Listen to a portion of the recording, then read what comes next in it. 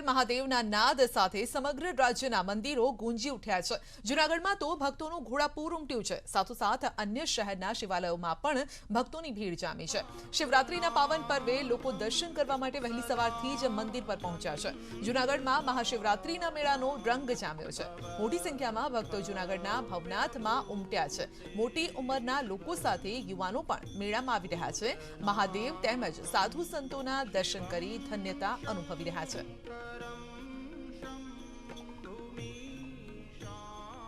મહાશિવરાત્રીના મહાઅવસરે જૂનાગઢમાં ભક્તોનું ઘોડાપૂર ઉમટ્યું છે। ભક્તિમય માહોલ વચ્ચે દર્શનાર્થીઓ જૂનાગઢ તરફ આવી રહ્યા છે।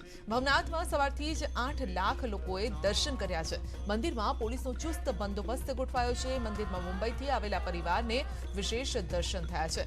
મુંબઈ ગુજરાતના મેળાને માણવા માટે મુંબઈગરો પણ અહીંયા આવી પહોંચ્યા છે।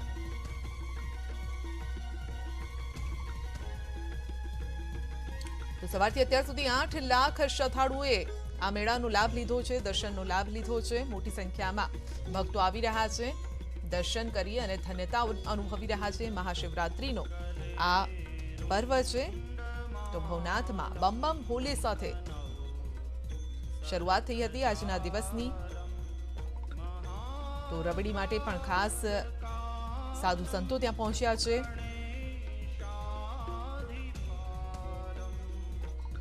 તો ભવનાથ તળેટીમાંથી રાત્રે 9 વાગે રબેડીનો ભવનાથ મહાદેવ મંદિરેથી પ્રસ્થાન કરવામાં આવશે। માન્યતા છે કે સિદ્ધ પુરુષો એકવાર આ કુંડમાં નહાવા પડે છે પછી તેઓ બહાર દેખાતા નથી। તો સામાન્ય શ્રદ્ધાળુઓ જે છે, ભાવિક ભક્તો છે, તેઓ પણ મોટી સંખ્યામાં પહોંચ્યા છે। આજના દિવસનો દર્શનનો તેઓ લાહવો લઈ રહ્યા છે। મંદિરમાં પણ પોલીસનો ચુસ્ત બંદોબસ્ત છે। કોઈપણ પ્રકારની અવ્યવસ્થા ન સર્જાય તેને લઈને પણ ખાસ ધ્યાન રાખવામાં આવ્યું છે, કારણ કે છેલ્લા 2 વર્ષમાં કોરોનાની પરિસ્થિતિમાં ભાવિક ભક્તો પહોંચી નહોતા શક્યા, તેઓ પણ આ વર્ષે ત્યાં પહોંચી રહ્યા છે। તો સીધી જ વાતચીત કરીશું મારા સહયોગી દીપિકા સાથે। દીપિકા આપણી સાથે જોડાઈ ગયા છે અને તેઓ જૂનાગઢ ભવનાથ ના મેળાની જે રંગત છે, મેળાના જે રંગ છે તે સીધા જ આપને બતાવવાનો પ્રયત્ન કરશે। જે દીપિકા, સવારથી જ બમ બમ ભોલેના નાદથી ગુંજી ઉઠ્યું છે આખું વાતાવરણ રાજ્યભરમાં। આજે શિવાલયોમાં, શિવ મંદિરોમાં ભક્તોની ભીડ જોવા મળી રહી છે। ત્યાં કયા પ્રકારનો માહોલ છે, કયા કયા રંગ જોવા મળી રહ્યા છે ત્યાં પણ?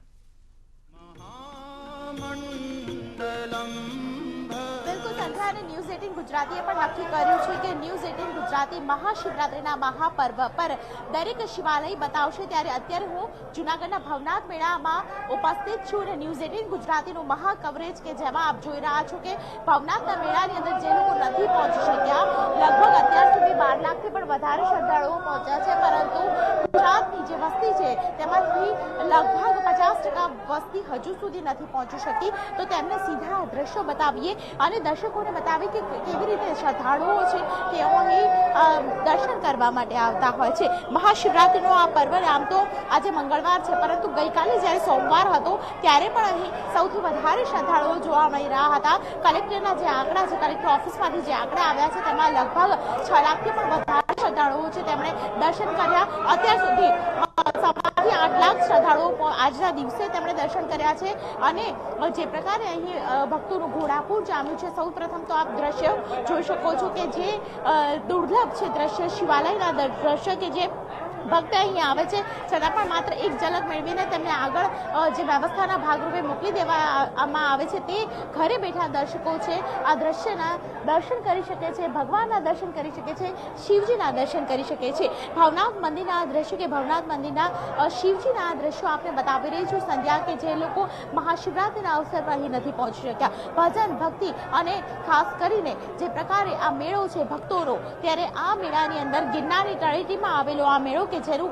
ખૂબ જ મહત્વ છે, દૂર દૂરથી સાધુ સંતો આવે છે અને આ મેળાની અંદર તેને મિની કુંભ મેળો કહેવામાં આવે છે, કારણ કે અહીં સાધુ સંતોનો જમાવડો જોવા મળે છે। મહત્વની વાત છે કે આ વર્ષે જે સાધુ સંતો આવ્યા છે તેમાં ભારતમાંથી ઘણા બધા સાધુ સંતો આવ્યા છે, ચાહે કન્યાકુમારીના હોય, હિમાચલ પ્રદેશના હોય કે પછી દક્ષિણ ભારતમાંથી આવેલા હોય। સૌથી વધારે કુંભના મેળામાં જે સાધુ સંતો જોવા મળે છે તેઓ અહીં જોવા મળે છે, એટલે જ આ મેળાને મિની કુંભ છે તે કહેવામાં આવે છે.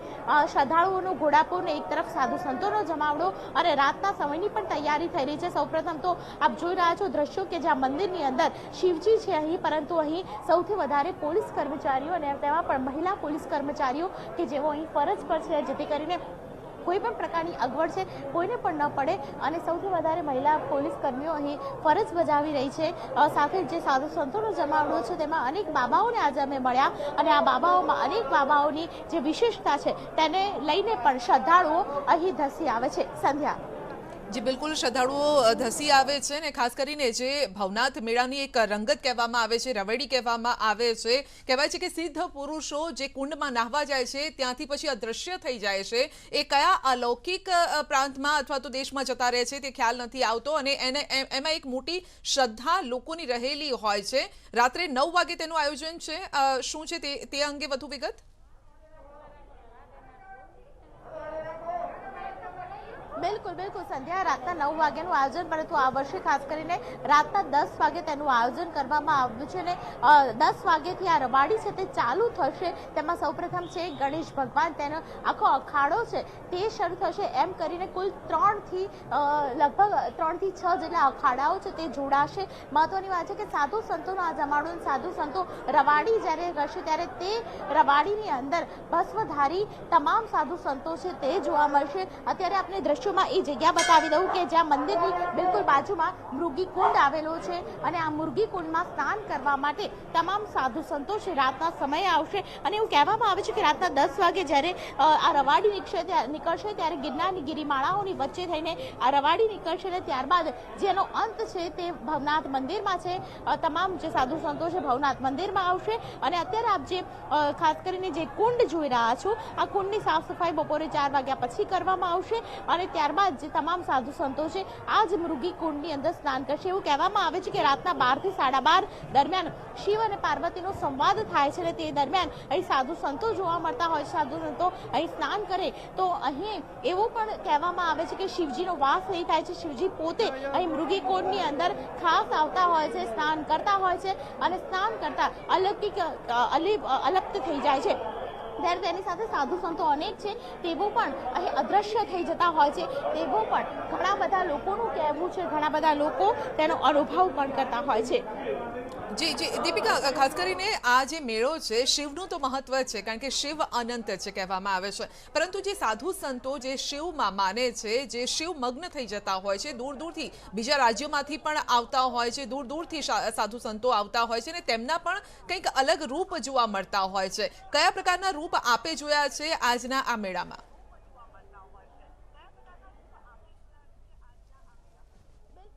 સંધ્યા, અત્યારે હું મંદિરમાં છું, પરંતુ મંદિરની બિલકુલ લગોલગ જે દિવાલ જાય છે ત્યાં તમામ સાધુ સંતો એક ધૂણી ધકાવીને બેઠા છે અને એ સાધુ સંતો ધૂણી ધકાવીને જ્યાં બેઠા છે તેમાં અનેક બાબા આવ્યા છે. હિમાચલ પ્રદેશથી ચશ્મા પહેરીને બાબા આવે છે, ખૂબ જ અલૌકિક છે. તેની સાથે લોકો જ્યારે દર્શન કરવા જાય ત્યારે એવા બાબા પણ તેમને મળ્યા છે કે જેમણે 15 ફૂટ જટા છે તેનું ધારણ કર્યું હોય, તેની સાથે રુદ્રાક્ષ 11,000 જેટલી રુદ્રાક્ષ શરીર પર રાખી હોય તેવા પણ બાબા અહીં જોવા મળી રહ્યા છે. આ તમામ બાબાનો જે નજારો છે તે અલૌકિક છે અને તેને મળવા માટે ખાસ કરીને દૂરથી શ્રદ્ધાળુઓ આવે છે. હું એક નજારો આપને મંદિરનો બતાવી દઉં અને મંદિરમાં જે એન્ટ્રી ગેટ છે ત્યાં બતાવી દઉં. આપ શ્રદ્ધાળુઓ ભક્તોનું ઘોડાપુર જોઈ શકો છો કે જે રીતે કેટલી સંખ્યાની અંદર લોકો આટલી દોડમાં પણ તેઓ અહીંયા આવે છે અને ખાસ કરીને જે પ્રકારે અહીં તેમને જોવા મળી રહ્યા છે આ દ્રશ્યોમાં આપને કે જે મંદિરનો મેઇન ગેટ છે ત્યાંથી એટલા બધા શ્રદ્ધાળુઓ આવી રહ્યા છે કે જાણે કે આજે મહાશિવરાત્રિના અવસર પર ભવનાથમાં ભક્તોનું ઘોડાપુર જામ્યું હોય અને આજે જાણે શિવજી જાતે દર્શન કરવા આવતા હોય તેવો એક અનુભવ પણ થઈ રહ્યો છે. મારી પાછળ પણ આપ અવાજ સાંભળી રહ્યા છો, માત્ર હર હર મહાદેવ, બમ બમ ભોલે તેના નાદ સાથે મંદિર છે, શિવાલય છે તે ગુંજી રહ્યું છે. સંધ્યા. જી બિલકુલ દીપિકા, આપનો આભાર અમારી સાથે જોડાવા બદલ. તો સીધા જ દ્રશ્યો અમારા સહયોગી દીપિકાએ આપને બતાવ્યા છે કે કયો માહોલ છે, કેવો માહોલ છે. દૂર દૂરથી જે શ્રદ્ધાળુઓ છે તે ત્યાં પહોંચી રહ્યા છે, શિવ દર્શન માટે પહોંચી રહ્યા છે કારણ કે આજનો મહિમા જ અનેરો છે. તો જૂનાગઢમાં અનેક બાબાઓએ શિવરાત્રીમાં દર્શન આપ્યા છે। શરીર પર ભોળેનાથને પ્રિય એવા રુદ્રાક્ષ ધારણ કરીને આ બાબા લોકોને આશીર્વાદ આપે છે। આ બાબાની ખાસિયત એ છે કે તેઓ રાજકોટમાં સ્થાયી થયા છે, પરંતુ યુપીમાં તેમનો જન્મ થયો છે અને આ બાબાના શરીર પર કુલ 11,000 જેટલી રુદ્રાક્ષ છે અને ભોળેનાથને રીઝવવા તેઓ 25 વર્ષથી ભવનાથની તળેટીમાં યોજાતા મહાશિવરાત્રીના મેળામાં આવે છે। અમારા સંવાદદાતા દીપિકા ખુમાણે આ બાબા પાસેથી જાણવાનો પ્રયત્ન કર્યો કે શા માટે મહાશિવરાત્રીની રાત્રે મૃગીકુંડમાં તેઓ શાહી સ્નાન કરે છે, તેનું મહત્વ શું છે। ધૂણી દખાવીને બેઠા છે એક રુદ્રાક્ષી બાબા કે જેઓ 25 વર્ષથી ભવનાથના મેળામાં આવે છે અને આપ દ્રશ્યોમાં જોઈ શકો છો કે આ રુદ્રાક્ષી બાબાએ જે પ્રકારે રુદ્રાક્ષ ધારણ કર્યા છે તેને જોવા માટે અહીં દૂર દૂરથી લોકો આવતા હોય છે। તમામ શ્રદ્ધાળુઓ છે તે દર્શન કરતા હોય છે। અલગ નિરંજન કરીને તેમણે ખાસ કરીને હાથમાં ચીપીઓ અને આપ જોઈ રહ્યા છો કે તેમના માથા ઉપર પણ જટા છે અને આ જટા માત્ર ને માત્ર રુદ્રાક્ષની બનેલી છે। તેમના શરીર ઉપર પણ રુદ્રાક્ષ છે અને જ્યારે પણ તેઓ દર્શન આપે અથવા તો કોઈને આશીર્વાદ આપવાના હોય ત્યારે તેઓ સામેથી રુદ્રાક્ષ તે બાજુના પોતાના શરીર પાસે એક રાખેલા રુદ્રાક્ષની માળા ફેંકે છે। તો આ પ્રકારે ખાસ કરીને લોકો દર્શન કરે છે रुद्राक्षी बाबा ना। मुझे ये बताइए रुद्राक्षी बाबा कहाँ से आए हैं और क्या नाम है इनका। रुद्राक्ष वाले बाबा की पहली तो ये बात है कि ये बाल सन्यासी हैं। आज की डेट में लोग 40 साल 50 साल की उम्र में आने के बाद सन्यास लेते हैं, बट बाबा बहुत ही छोटी उम्र में थे और उज्जैन से हरिद्वार और उसके बाद बड़े बड़े गुरुओं के साथ रहकर श्री अयोध्या गिरी जी महाराज और ब्रह्मलीन श्री दिगंबर जयदेव गिरी जी महाराज के शिष्य श्री दिगंबर नागादेव शिवगिरी जी महाराज जो हैं वो यहाँ फिर अंत में जूनागढ़ आए और इनको यहाँ आए बहुत साल हो गए। जैसा कि आप जानती हैं, आप ही बहुत सालों से इनका इंटरव्यू ले रही हैं। तो महाशिवरात्रिના અવસર પર ખાસ કરીને બાબા છે તે દર્શન આપે છે અને 11,000થી પણ વધારે છે તે રુદ્રાક્ષ તેમણે પહેર્યા છે। છેલ્લા 25 વર્ષથી તેઓ આ રીતે રુદ્રાક્ષ ધારણ કરીને અહીં બેઠા છે। આજે તેમનું મૌન છે એટલે આજે નહીં બોલી શકે, પરંતુ દર વર્ષે તેઓ ખાસ કરીને ન્યૂઝ 18 સાથે વાતચીત કરે છે અને 25,000 જે લોકો છે તેને ખાસ કરીને રોજના 25,000 લોકોને દર્શન આપે છે। આ પ્રકારે ખાસ કરીને રુદ્રાક્ષી બાબા છે તેના દર્શન કરવા માટે લોકો અહીં ચોક્કસથી આવે છે, કારણ કે આપ જોઈ રહ્યા છો કે અહીં ત્રિશૂળ છે, ભગવાન શિવને અતિપ્રિય ડુમરું છે અને તેની સાથે નંદી છે, સિંહ છે અને તેની સાથે હાથની અંદર ચીપીઓ છે। આ તમામ છે તમામ શ્રદ્ધાળુઓને છે ખેંચી આવે છે। કેમેરા પર્સન અમિત શર્મા સાથે દીપિકા ખુમાર, ન્યૂઝ 18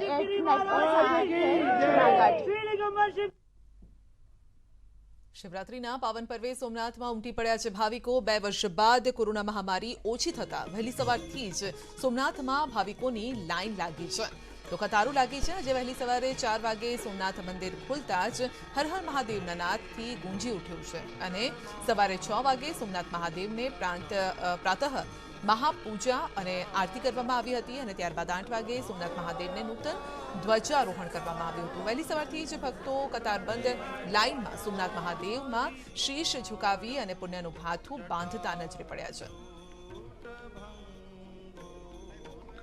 2 વર્ષ બાદ ત્રીજા વર્ષે ભવનાથનો મેળો ભરાયો છે, જેમાં અભૂતપૂર્વ ધસારો થયો છે। તેથી આગામી 1 અઠવાડિયા માટે આપણે અહીંયા યાત્રિકોનો પ્રવાહ અગાઉ કરતાં ઘણો વધારે રહેશે। મારી સૌ યાત્રિકોને વિનંતી છે કે સોમનાથ ભગવાનનું મંદિર 42 કલાક સતત ખુલ્લું છે અને તમામ ભાવિકને દર્શનનો લાભ મળશે, એટલે કોઈએ ઉતાવળ ન કરવી, ધક્કામુક્કી ન કરવી અને સહયોગ આપવો।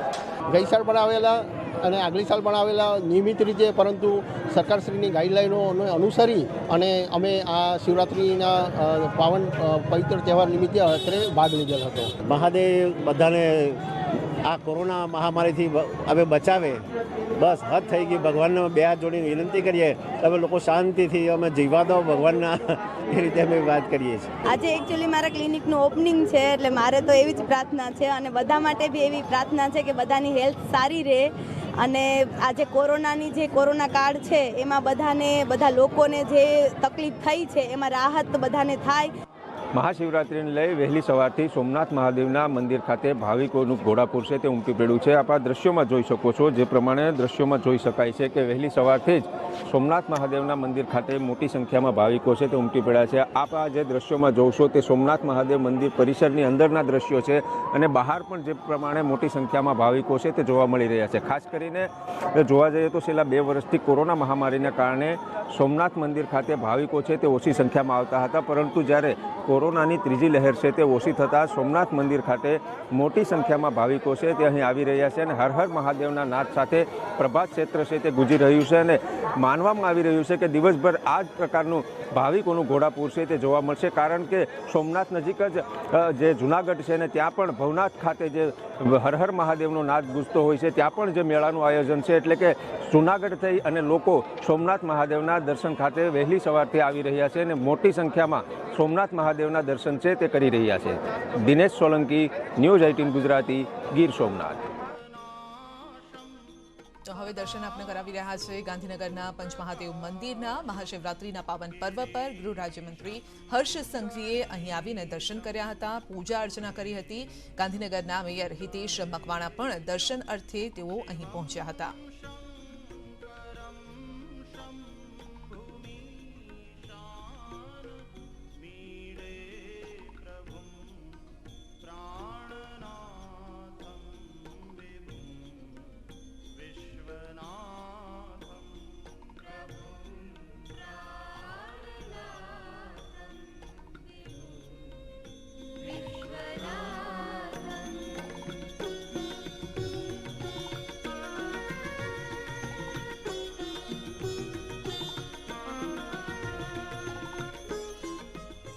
બોટાદના ભીમનાથ ગામમાં પૌરાણિક પ્રાચીન પાંડવકાલીન ભીમનાથ મહાદેવ મંદિર ખાતે મહાશિવરાત્રીના પાવન પર્વની ભવ્ય ઉજવણી થઈ। જય ભોળેનાથના નાદ સાથે મોટી સંખ્યામાં ભાવિક ભક્તો દર્શનાર્થે આવ્યા છે। ભીમનાથ મંદિરના પાટોત્સવ ઉજવણી કરાઈ। 11 કુંડી હોમાત્મક મહારુદ્ર યજ્ઞ યોજાયો હતો, તો યજમાનો યજ્ઞમાં જોડાયા હતા। 250 મણના ફરાળ પ્રસાદનું પણ આયોજન કરાયું છે, જેમાં 100 મણ સિંગપાક, 25 મણ ફરાળી ચેવડો, 100 મણ સૂકી ભાજીના ભવ્ય મહાપ્રસાદનું આયોજન કરાયું છે। સમગ્ર શહેરમાં 52 ગજની ધજાની નગરયાત્રા પણ કાઢવામાં આવી હતી ને જેમાં પણ નગરજનો અને ભાવિક ભક્તો જોડાયા હતા।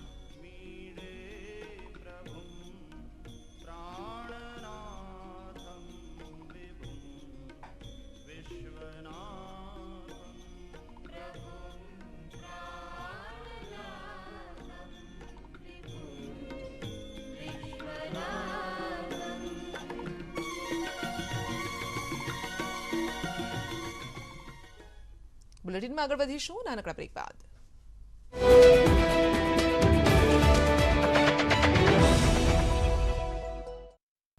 ઓપરેશન ગંગામાં જોડાશે વાયુસેના। યુક્રેનમાંથી ભારતીયોને પરત લાવવા માટે વિશેષ ફ્લાઇટ ઉડાણ ભરશે। પ્રધાનમંત્રી મોદી આપ્યા છે આદેશ। ભારતમાંથી મોકલવામાં આવી રહેલી સામગ્રી ઝડપથી પહોંચશે। વાયુસેનાના C-17 વિમાન ઓપરેશન ગંગા હેઠળ ઉડાણ ભરી શકે છે।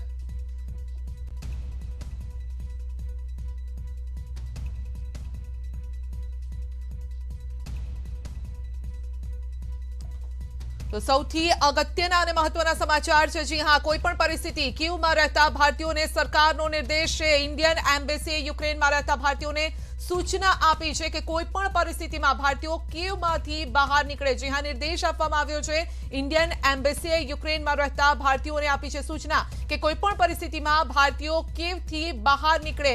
ઇન્ડિયન એમ્બેસીએ આ વાત કરી છે। જે ભારતીયો ત્યાં ફસાયેલા છે, કેટલાક ભારતીયોને પરત લાવવામાં સફળતા મળી છે, પરંતુ હજુ પણ કેટલાક જે ભારતીયો છે, સ્ટુડન્ટ્સ જે છે તે પણ બોર્ડર પર છે। ઘણા લોકો શહેરોની અંદર ફસાયેલા છે। ગઈકાલે પણ અમારે જે વાતચીત થઈ હતી, જે વિદ્યાર્થીઓ છે તે બંકરની અંદર હજુ પણ તેઓ ફસાયેલા છે, કારણ કે બહાર નીકળે એ પરિસ્થિતિ નથી। પરંતુ આ વચ્ચે જ ભારતીય સરકાર તરફથી અને એમ્બેસી તરફથી આ સૂચના જાહેર કરવામાં આવી છે કે કોઈ પણ પરિસ્થિતિમાં જે ભારતીયો છે તે યુક્રેનમાંથી બહાર નીકળે। આ પહેલા અમેરિકાએ પણ આ જ સૂચના આપી હતી। सवाल ये है कि શું આ સૂચનાને कई रीते लेवी જોઈએ, इस बारे में ज्यादा जानकारी लेंगे हमारे सहयोगी शैलेंद्र से। जी शैलेंद्र, बताएं किसी भी परिस्थिति में जो इंडियंस वहां पर फंसे हुए हैं उनको निर्देश जारी किए गए हैं कि वहां से बाहर निकले। देखिए, कल तक जो एडवाइजरी थी वो ये थी कि सभी भारतीय, अगर आप उनके इलाके में अगर कर्फ्यू नहीं है तो वो ट्रेन के जरिए वेस्टर्न पार्ट की तरफ रुख करें, वेस्टर्न पार्ट की तरफ निकलें। लेकिन बहुत से ऐसे छात्र थे जो कल भी बंकर में जिन्होंने पनाह ली थी।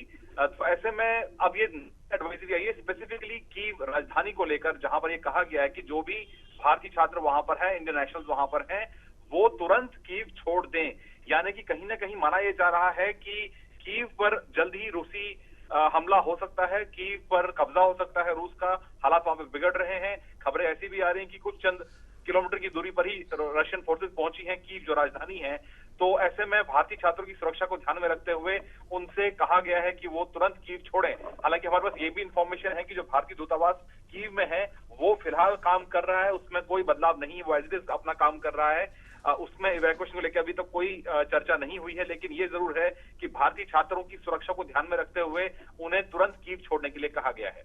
जी जी शैलेंद्र, क्योंकि वहां पर जो स्थानीय इलाके हैं जहां पर लोग फंसे हुए हैं, क्योंकि कल भी हमारी बात हुई थी, जो मेट्रो स्टेशन के जो बंकर है वहां पर स्टूडेंट्स जो कुछ हैं वो फंसे हुए थे, वो बाहर नहीं निकल पा रहे क्योंकि अभी भी वहां पे बमबारी हो रही है, वहां पे लगातार वहां पर सायरन बज रहा है। तो ऐसी परिस्थिति में बाहर निकलना भी मुश्किल हो रहा है। और जिस तरह से भारतीय एम्बेसी ने, इंडियन एम्बेसी ने ये आदेश जारी किया है, अमेरिका ने भी इसी तरह से आदेश जारी किया है, तो इसको किस तरह से गंभीरता से लेना चाहिए? देखिए, अभी तक जो भी एडवाइजरी जारी थी उसमें कहा जा रहा था कि भारतीय छात्र जो हैं वो ईस्टर्न पार्ट में जो हैं वो अभी ना निकलें, भीड़ इकट्ठा ना करें बॉर्डर्स पर, जो वेस्टर्न बॉर्डर्स हैं। तो ऐसे में ये एडवाइजरी स्पेसिफिकली कीव के लिए, राजधानी के लिए है, जहां पर ये कहा गया है कि भारतीय छात्र किसी भी तरीके से, चाहे वो ट्रेन से या अन्य वाहनों से, अगर वो निकल सकते हैं तो तुरंत वो कीव से निकलें। इस एडवाइजरी के जरिए साफ है कि वहां पर भारतीय छात्रों को कहा गया है, हालांकि किसी और शहर के लिए ये एडवाइजरी नहीं है, सिर्फ कीव के लिए स्पेसिफिकली कीव इसमें जिक्र किया गया राजधानी का, कि वो तुरंत इस शहर को छोड़ें। हालांकि लगातार इस ऑपरेशन को और तेज किए जाने को लेकर भी कदम उठाए जा रहे हैं। हमारे पास जानकारी है सूत्रों के मुताबिक कि अब इस इवैक्यूएशन प्रोसेस में एयरफोर्स के विमान भी तैनात किए जाएंगे, इंडियन एयरफोर्स भी इसमें तैनात होगी। C-17 जो एयरक्राफ्ट हैं वो रवाना होंगे दिल्ली से, न सिर्फ इवैक्यूएशन के लिए बल्कि यहां से राहत सामग्री भी, जिसमें दवाइयां शामिल हैं, ह्यूमैनिटेरियन असिस्टेंस लेके यहां से यूक्रेन के बॉर्डर पर पहुंचेंगे। तो जाहिर तौर पर इसमें जितनी तेजी लाई जा सके वो लाई जा रही है। प्रधानमंत्री मोदी खुद इस पूरे इवैक्यूएशन प्रोसेस पर नजर बनाए हुए हैं। 4 केंद्रीय मंत्री भी आज यूक्रेन के पड़ोसी मुल्कों के लिए रवाना होंगे। तो कुल मिलाकर फिलहाल हालात नाजुक बने हुए हैं। भारतीय छात्रों की सुरक्षा सबसे अहम है भारत के लिए, उसी के लिए माना जा रहा है कि एडवाइजरी है, ताकि वो कीव जल्दी से छोड़े, क्योंकि कीव के हालात बिगड़ते नजर आ रहे हैं। बिल्कुल बिल्कुल शैलेंद्र, आपका शुक्रिया हमारे साथ जुड़ने के लिए। तो कीवની પરિસ્થિતિ ખરાબ થઈ શકે છે અને માટે જ એડવાઇઝરી જાહેર કરવામાં આવી છે કે જે પણ ભારતીયો કીવમાં છે તે જલ્દી જ કીવ છોડે, કીવથી બહાર આવે અને કોઈ પણ જે બોર્ડર એરિયા છે ત્યાં પહોંચે। બુલેટિનમાં અત્યારે બસ આટલું જ, રજા આપશો, નમસ્કાર।